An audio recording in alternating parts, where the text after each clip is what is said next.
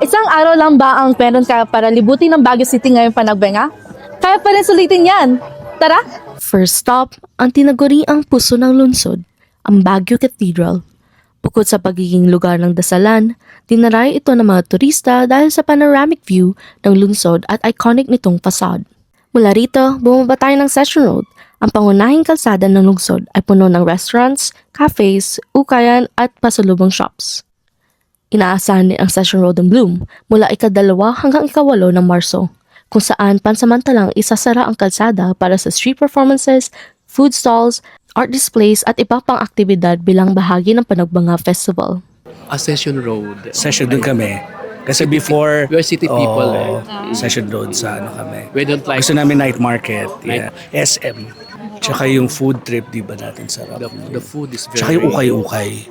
Sunod ng puntahan ang Burnham Park. Bagamat sarado muna ang boating area ng Burnham Lake, dinarayo naman ito dahil sa market encounters Rose Garden, ngayong Panagbanga, kung saan tampok ang iba't ibang lokal na produkto, pagkain at souvenir items. Dito may skating rink at pwede ring magrenta ng bisikleta ang mga turista.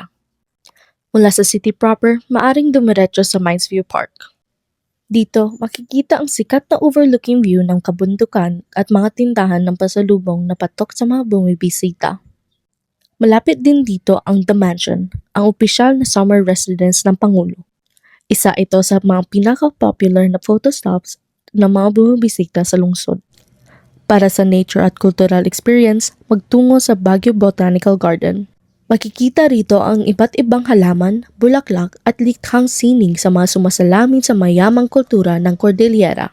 At bago matapos ang araw, maaring matungo sa Camp John Hay. Dito, maaring maglakad-lakad sa gitna ng pine trees, mag-food trip at mag-relax sa malamig na klima. We really love it. Dahil siguro yung climate, di ba, dahil compared sa Manila, lalo na sa kanila, sa north, ang layo naman ng climate.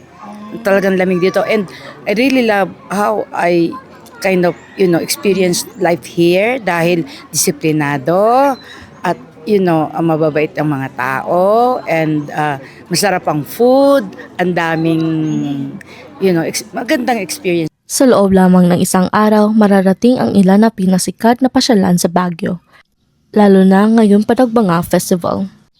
Ito po si Mariel Baez mula sa St. Louis University, nag-uulat para sa DZWT 540 Radio Totoo.